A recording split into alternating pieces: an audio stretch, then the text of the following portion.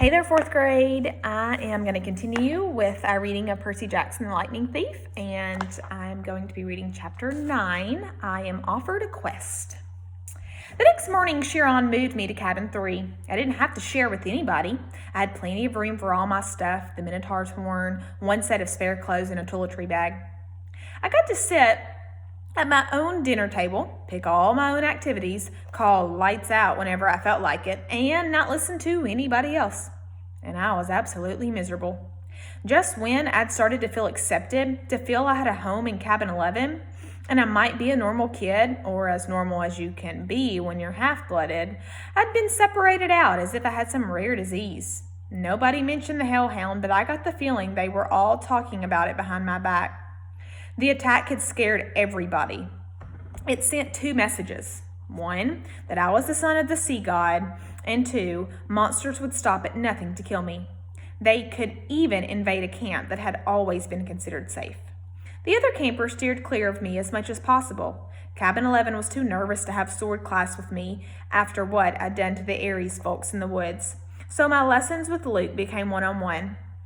He pushed me harder than ever and wasn't afraid to bruise me up in the process. "You're going to need all the training you can get," he promised as we were working with swords and flaming torches. "Now, let's try that vapor beheading strike again, 50 more repetitions." Annabeth still taught me Greek in the mornings, but she seemed distracted. Every time I said something, she scowled at me, as if I just poked her between the eyes. After lessons, she would walk away muttering to herself, "Quest? Poseidon? Dirty, rotten? Got to make a plan?" Even Clarice kept her distance, though her venomous looks made it clear she wanted to kill me for breaking her magic spear. I wish she would just yell or punch me or something. I'd rather get into fights every day than be ignored. I knew somebody at camp resented me because one night I came into my cabin and found a mortal newspaper dropped inside the doorway, a copy of the New York Daily News, open to the Metro page. The article took me almost an hour to read because the angrier I got, the more the words floated around on the page. "Boy and mother still missing after freak car accident" by Aline Smith. Sally Jackson and son Percy were still missing 1 week after their mysterious disappearance.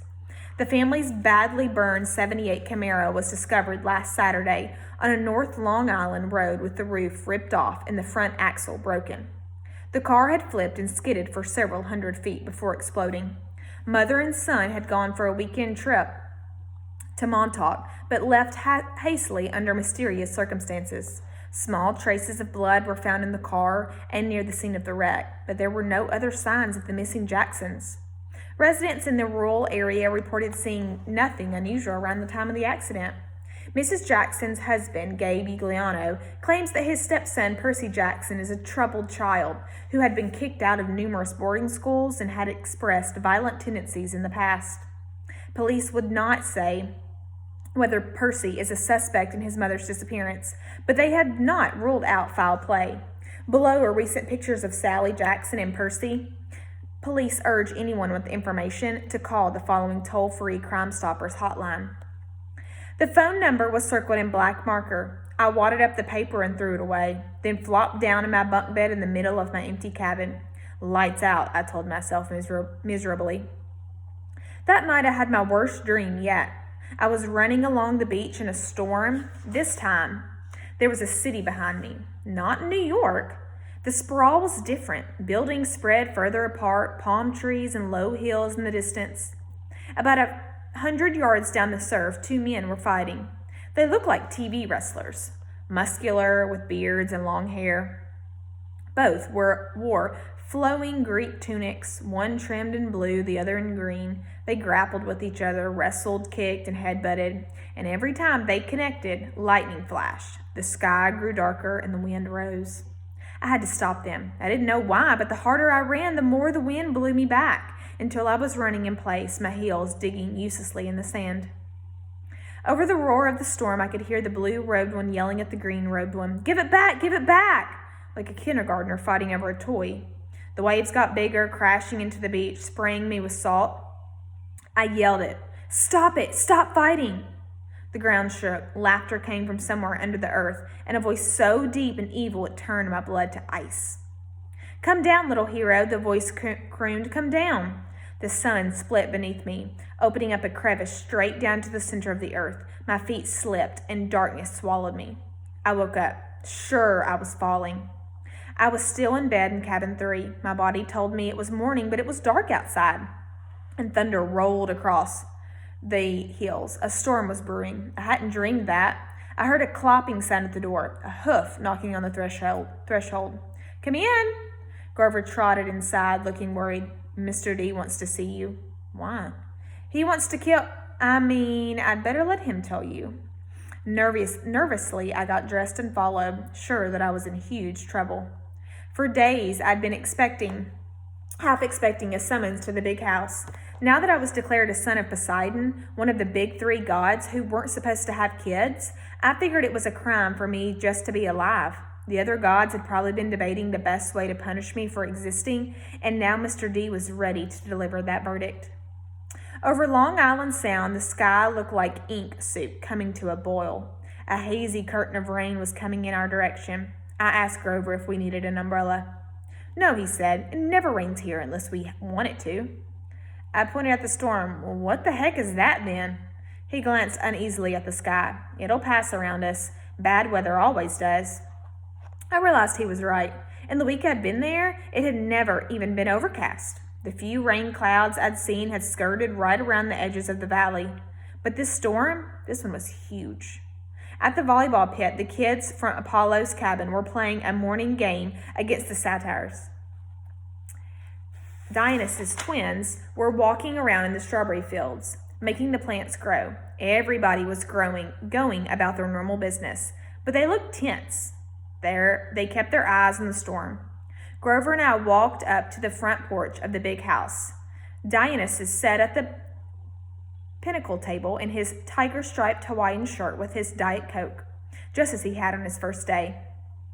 Chiron sat across the table in his fake wheelchair. They were playing against invisible opponents, 2 sets of cards hovering in the air. Well, Mr. D said without looking up. "Our little celebrity." I waited. "Come closer," Mr. D said, "and don't expect me to know you mortal just because old Barnacle Beard is your father." A net of lightning flashed across the clouds. Thunder shook the windows of the house. "Blah, blah, blah," Mr. D said. Chiron feigned interest in his pinnacle cards. Grover cowered by the railing, his hooves clapping back and forth. "If I had it my way," Dionysus said, "I would cause your molecules to erupt in flames." We'd swept up the ashes and been done with a lot of trouble, but Chiron seems to feel this would be against my mission at this cursed camp to keep you little brats safe from harm. "Spontaneous combustion is a form of harm, Mr. D," Chiron put in. "Nonsense," he said. "Boy wouldn't feel a thing." "Nevertheless, I've agreed to restrain myself. I'm thinking of turning you into a dolphin instead, sending you back to your father." "Mr. D," Chiron warned. "Oh, all right," Dionysus said, relented. "There's one more option, but it's deadly foolishness." Dionysus rose, and the invisible player's cards dropped to the table. "I'm off to Olympus for the emergency meeting. If the boy is still here when I get back, I'll turn him into an Atlantic bottlenose. Do you understand? And Perseus Jackson, if you're at all smart, you'll see that's a much more sensible choice than what Chiron feels you must do." Dionysus picked up a playing card, twisted it, and became a plastic rectangle. "A credit card? No. A security pass?" He snapped his fingers. The air seemed to fold and bend around him. He became a hologram, then a wind, then he was gone, leaving only the smell of fresh-pressed grapes lingering behind. Chiron smiled at him, but he looked tired and strained. "Sit, Percy, please. And Grover?" We did. Chiron laid his cards on the table, a winning hand he hadn't gotten to use. "Tell me, Percy," he said, "what did you make of the hellhound?" Just hearing the name made me shudder. Chiron probably wanted me to say, "Heck, it was nothing. I eat hellhounds for breakfast." But I didn't feel like lying. It scared me, I said. "If you hadn't shot it, I'd be dead." "You'll meet worse, Percy, far worse, before you're done." Done? With what? Your quest, of course. Will you accept it? I glanced at Grover, who was crossing his fingers. Sir, I said, you haven't told me what it is yet. Chiron grimaced. Well, that's the hard part, the details. Thunder rumbled across the valley. The storm clouds had now reached the edge of the beach, as far as I could see. The sky and the sea were boiling together. Poseidon and Zeus, I said, they're fighting over something valuable, something that was stolen, aren't they? Chiron and Grover exchanged looks. Chiron sat forward in his wheelchair. How did you know that? My face felt hot. I wished I hadn't opened my big mouth. The weather since Christmas had been weird, like the sea and the sky were fighting. Then I talked to Annabeth, and she'd overheard something about a theft. And I've also been having these dreams. I knew it, Grover said. Hush, satire, Chiron ordered. But it is his quest. Grover's eyes were bright with excitement. It must be. Only the oracle can determine. Chiron stroked his bristly beard. Nevertheless, Percy, you are correct. Your father and Zeus are having their worst quarrel in centuries. They are fighting over something valuable that was stolen. To be precise, a lightning bolt. I laughed nervously. A what? Do not take this lightly, Chiron warned. I'm not talking about some tinfoil covered zigzag you'd see in a second grade play. I'm talking about a 2-foot-long cylinder of high-grade celestial bronze capped on both ends with god-level explosives. Oh, Zeus's master bolt, Chiron said, getting worked up now. The symbol of his power from which all other lightning bolts are patterned. The first weapon made by the Cyclopes for the war against the Titans. The bolt that sheared the top of Mount Etna and hurled Kronos from his throne. The Master Bolt, which packs enough power to make mortal hydrogen bombs look like firecrackers. And it's missing? Stolen, Chiron said. By who? By whom, Chiron corrected. Once a teacher, always a teacher. By you. My mouth fell open. At least, Chiron held up a hand, that's what Zeus thinks. During the winter solstice at the last council of the gods, Zeus and Poseidon had an argument. The usual nonsense. Mother Ray always liked you best. Air disasters are more spectacular than sea disasters, etc.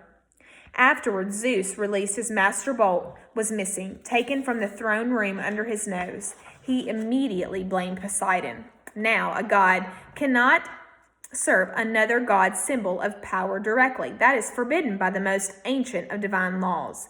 But Zeus believes your father convinced a human hero to take it. But I didn't.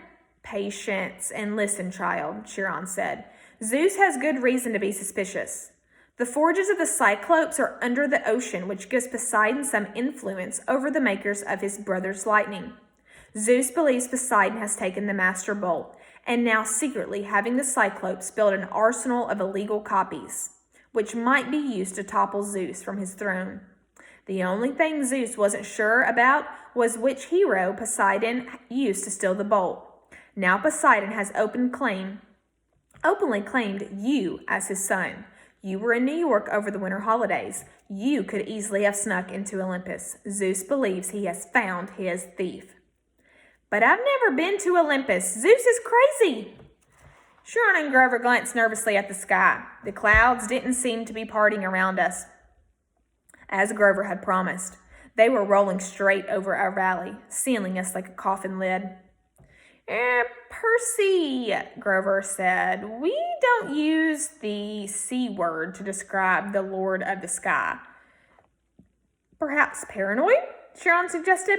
Then again, Poseidon had tried to unseat Zeus before. I believe that was question 38 on your final exam. He looked at me as if he actually expected me to remember question 38. How could anyone accuse me of stealing a god's weapon? I couldn't even steal a slice of pizza from Gabe's poker party without getting busted. Chiron was waiting for an answer. Something about a golden net, I guessed. Poseidon and Hera and a few other gods, they, trapped Zeus and wouldn't let him out until he promised to be a better ruler, right? Correct, Chiron said, and Zeus has never trusted Poseidon since. Of course, Poseidon denies stealing the master bolt. He took great offense at the accusation.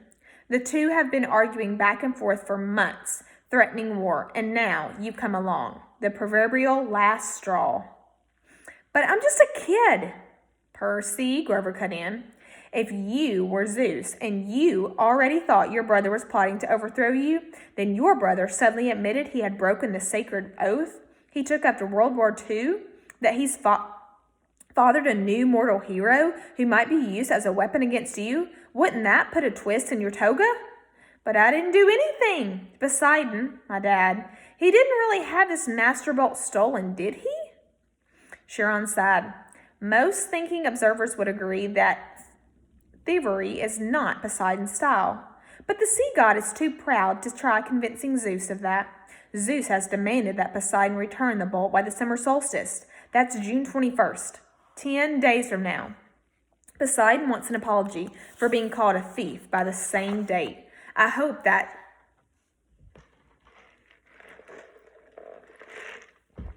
diplomacy might prevail, that Hera or Demeter or Hesta would make the two brothers see sense. But your rival has inflamed Zeus's temper. Now, neither god will back down unless someone intervenes, unless the master bolt is found and returned to Zeus before the solstice. There will be war. And do you know what a full-fledged war would look like, Percy? Bad, I guess. Imagine the world in chaos. Nature at war with itself. Olympians forced to choose sides between Zeus and Poseidon. Destruction. Carnage. Millions dead. Western civilization turned into a battleground so big it will make the Trojan War look like a water balloon fight. Bad, I repeated. And you, Percy Jackson, would be the first to feel Zeus's wrath. It started to rain. Volleyball players stopped their game, and I stared in stunned silence at the sky. I had brought the storm to Half-Blood Hill. Zeus was punishing the whole camp because of me. I was furious. So I have to find this stupid bolt, I said, and return it to Zeus? What better peace offering, Chiron said, than to have the son of Poseidon return Zeus's property? If Poseidon doesn't have it, where is the thing? I believe I know. Chiron's expression was grim. Part of a prophecy I had years ago. Well, some of the lines make sense to me now. But before I can say more, you must officially take up the quest. You must seek the counsel of the oracle. Why can't you tell me where the bolt is beforehand? Because if I did, you would be too afraid to accept the challenge. I swallowed. Good reason. You agree then? I looked at Grover, who nodded encouragingly. Easy for him. I was the one Zeus wanted to kill. All right, I said. It's better than being turned into a dolphin. Then it's time you consulted the oracle, Chiron said. Go upstairs, Percy Jackson, to the attic. When you come back down, assuming you're still sane, we'll talk more. 4 flights up, the stairs ended under a green trapdoor.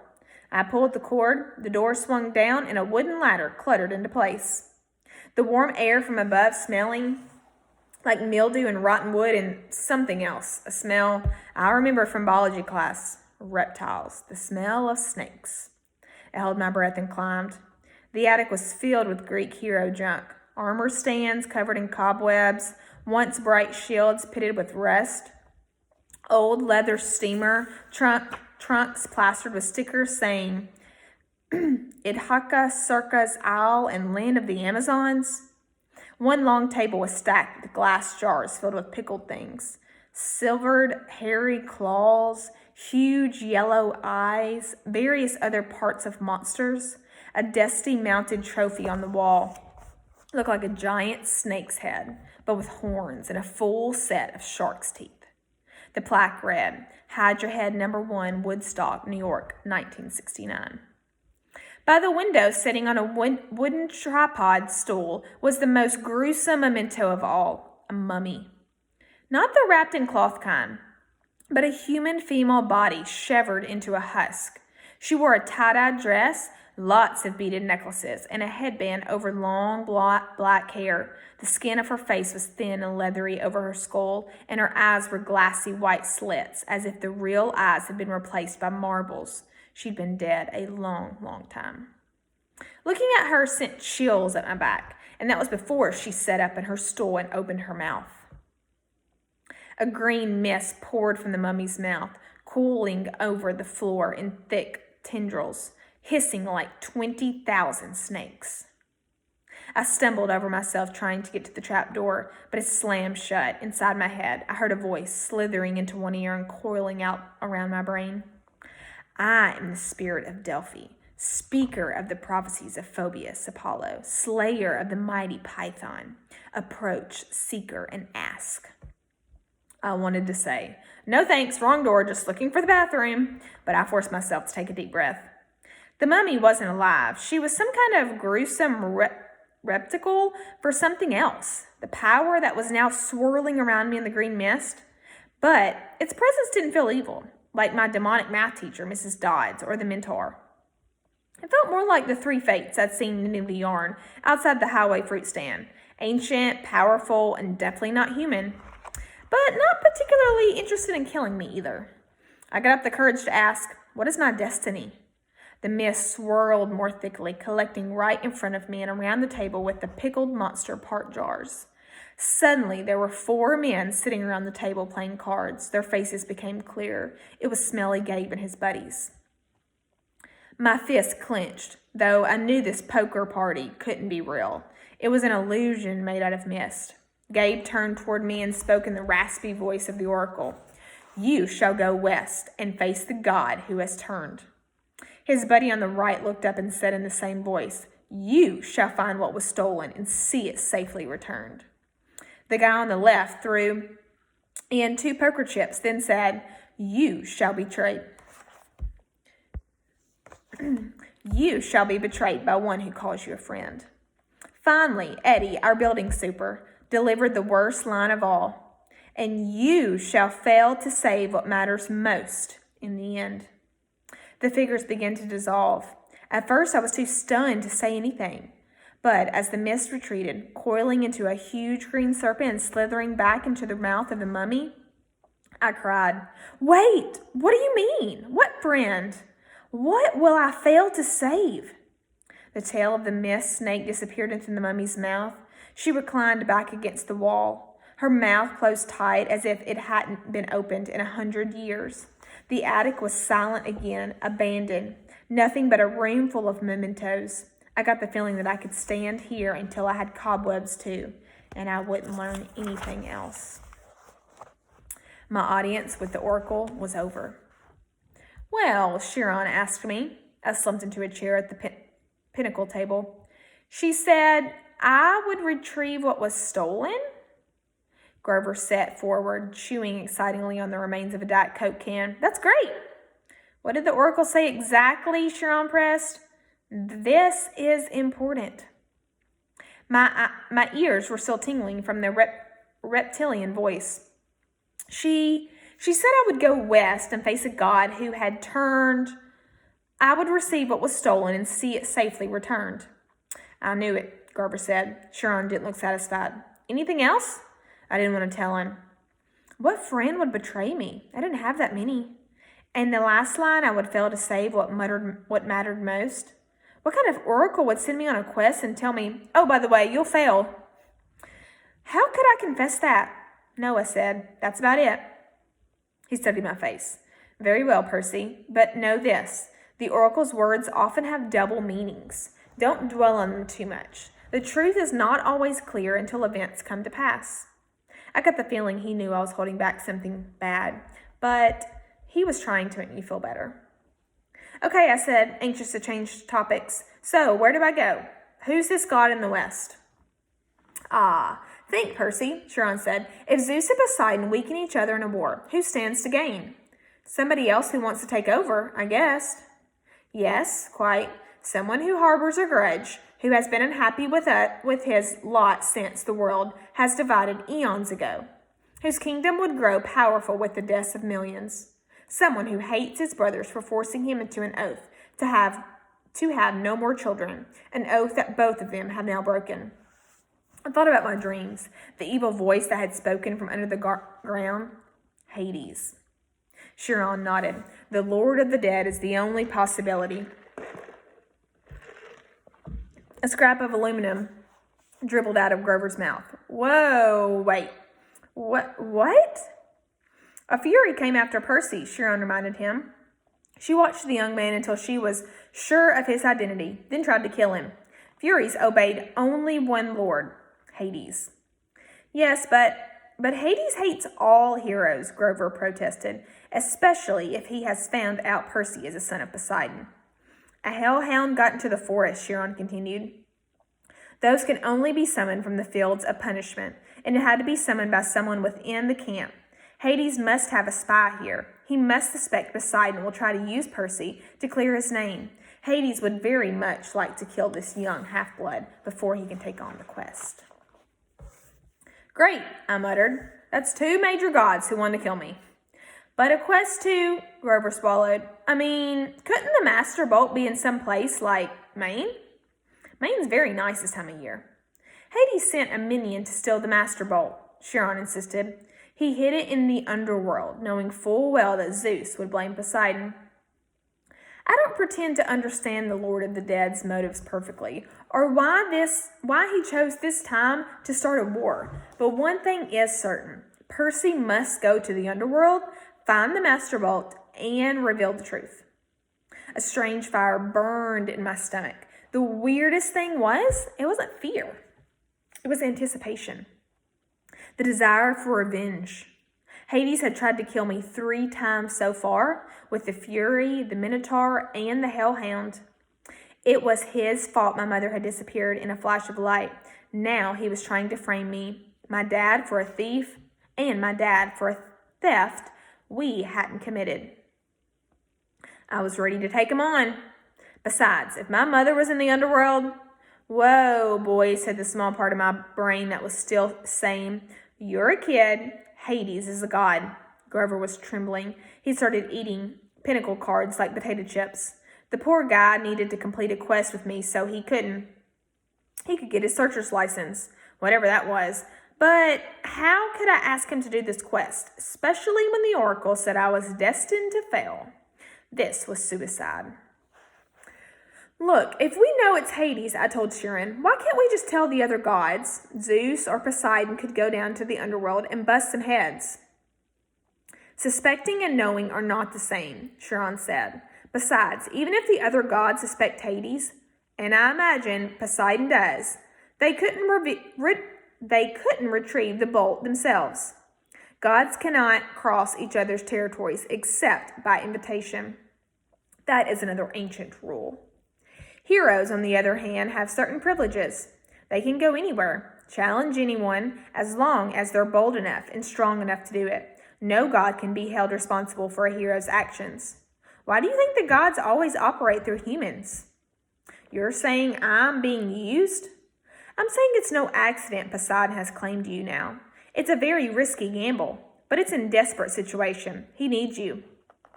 My dad needs me. Emotions rolled around inside me like bits of glass in a kaleidoscope. I don't know whether to feel resentful or grateful or happy or angry. Poseidon had ignored me for 12 years. Now suddenly he needed me? I looked at Chiron. You've known I was Poseidon's son all along, haven't you? I had my suspicions, as I said. I've spoken to the oracle too. I got the feeling there was a lot he wasn't telling me about his prophecy, but I decided I couldn't worry about that right now. After all, I was holding back information too. So, let me get this straight, I said. I'm supposed to go to the underworld and confront the Lord of the Dead. Check, Chiron said. Find the most powerful weapon in the universe. Check. And get it back to Olympus before the summer solstice in 10 days. That's about right. I looked at Grover, who gulped down the ace of hearts. Did I mention that Maine is very nice this time of year? He asked weakly. You don't have to go, I told him. I can't ask that of you. Oh, he shifted his hooves. No, it's just that satires in underground places, well, he took a deep breath, then stood, brushing the shredded cards and aluminum bits off his t-shirt. You saved my life, Percy.